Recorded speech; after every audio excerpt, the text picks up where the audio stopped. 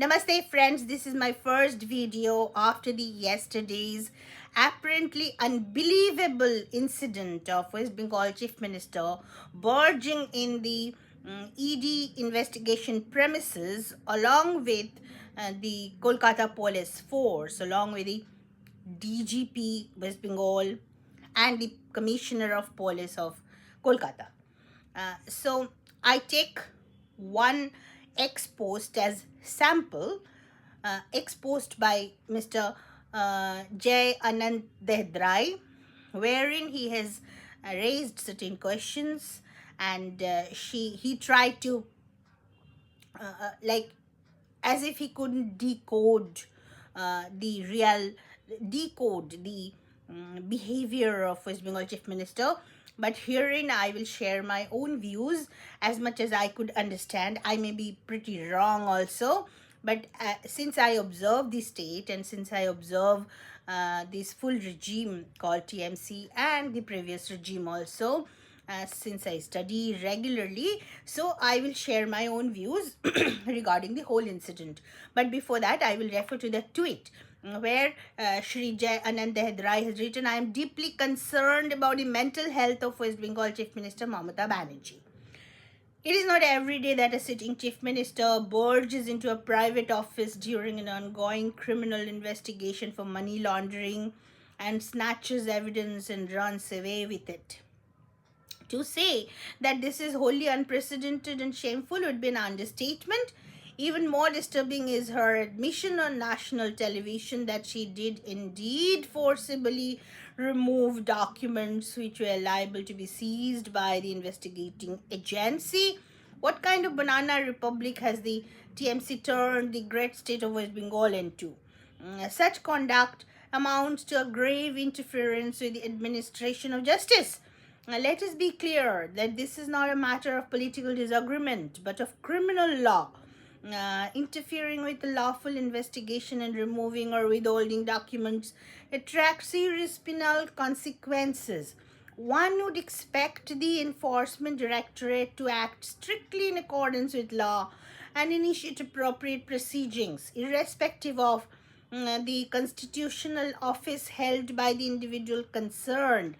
I am sure the ED would have taken the right legal advice and is planning its next steps accordingly. Mamata Banerjee's bizarre actions prima facie attract criminal liability for obstruction of public servant in the discharge of official duties, as well as for causing the disappearance or concealment of evidence. The rule of law demands that these issues be addressed squarely and without exception. It is difficult to imagine a greater breakdown of institutional norms than a situation in which even the chief minister conducts herself in a manner ordinarily associated with accused persons seeking to obstruct an investigation. Uh, so, Shri Dehadrai has written like a lawyer, and he has interpreted in terms of law. But we have to understand that West Bengal has turned into now. Let's shift our thought process. Let's shift our paradigm of thought from the constitutional periphery, the thought process of the constitutional spirit of Bharat, to the spirit of a Maoist regime, a Naxal regime which doesn't admit the state of Bharat. Like, we'll have to understand this. This is time that we really understand that a large part of West Bengal has adopted a Maoist psyche, a Naxal psyche, which doesn't admit the state of Bharat and hence its law. We have heard a lot of TMC leaders like Mahua Maitra also has tried to, including Mamata Banerjee herself, has tried to describe the ED investigation as ED's Hamla. They are saying ED is attacking them. It's an attack.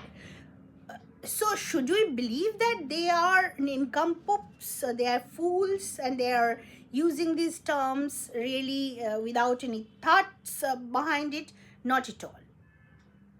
These are very conscious applications of words. The ED is attacking us. That means if some law enforcement agency of Bharat comes to enforce the Indian laws on this state, then that agency is attacking Bengal. SIR is illegal and unconstitutional. That is exactly what Mamata Banerjee and the Trinamulis are saying. So what does it mean? They are denying at every stage, they are denying the state of India. Unconstitutional and illegal. It is not illegal in terms of the laws of Bharat, because SIR provision is there in the Representation of Peoples Act 1950. It is there in the Constitution of India, Article 324. But even then they are saying it is illegal and unconstitutional. According to which law? The law of West Bengal, which is a Naxal regime. Now, every Indian will have to extend their imagination, because we all are born much later than that phase. Majority of us are born much later of that phase. Please try to read about Bengal from mid 1960s, when Naxalbari movement was started. What did they actually do?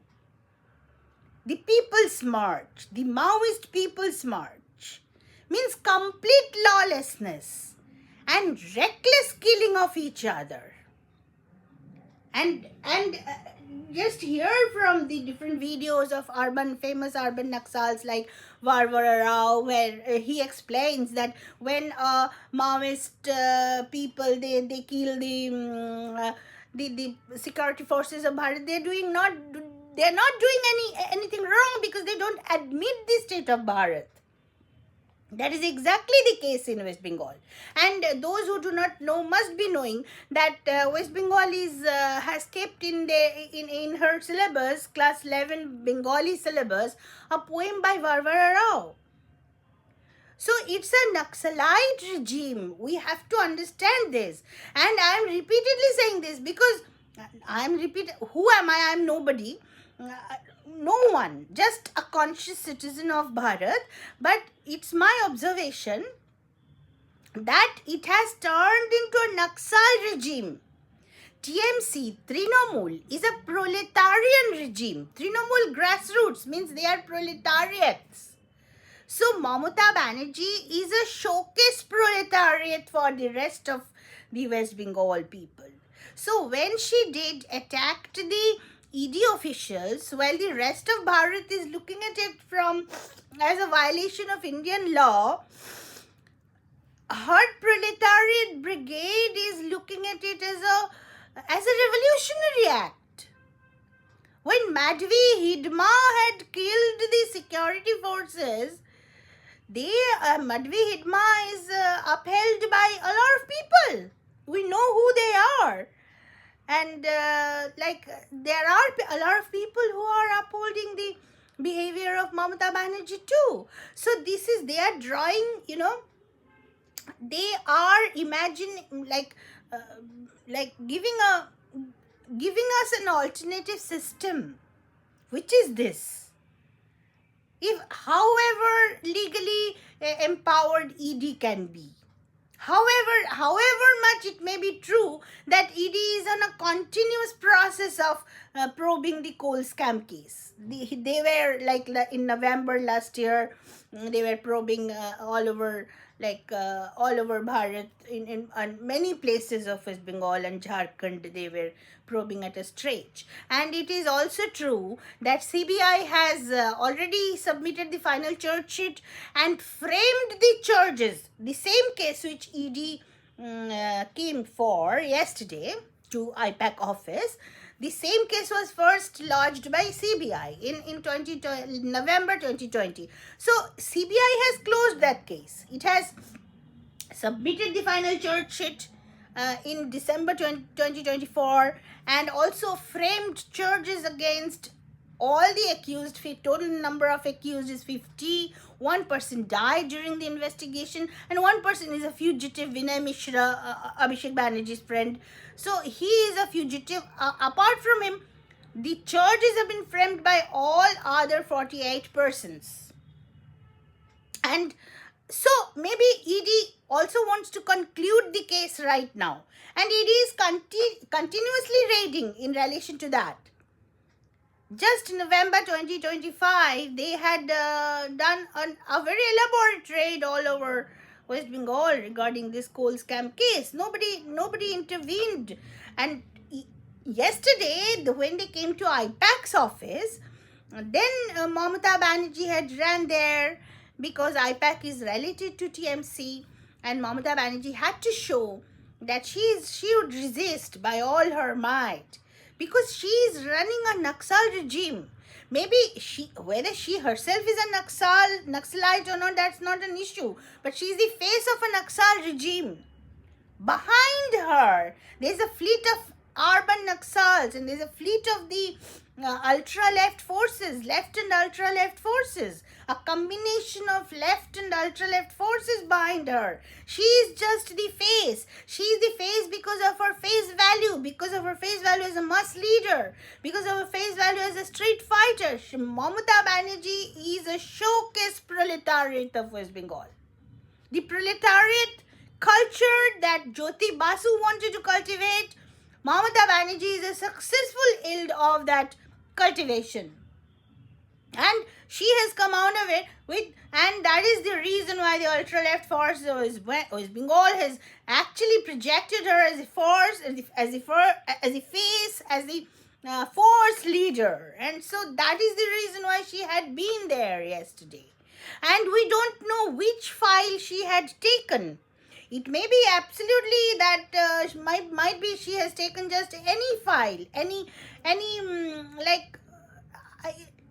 unscrupulous file. But what was important for her was posing in front of the public, in front of the media, that look, I have snatched it from their hands. I have snatched from the tiger's claws.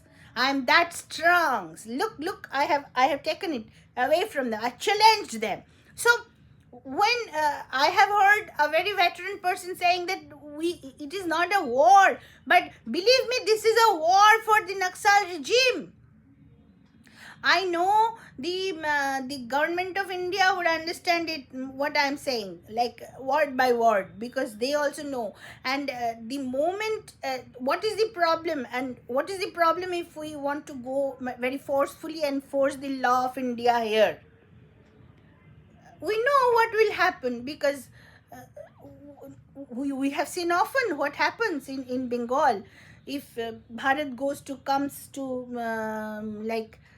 apply the law of Bharat here. But someday or other, Bharat Sarkar would have to bite the bullet, would have to chew the bullet, the bitter pill, because there is no other way. The way Bharat Sarkar is crushing the ground Naxalism, Bharat Sarkar would also have to crush the institutional Naxalism of West Bengal. That is what I have observed. I am just sharing my observations with you. That's all. Thank you very much.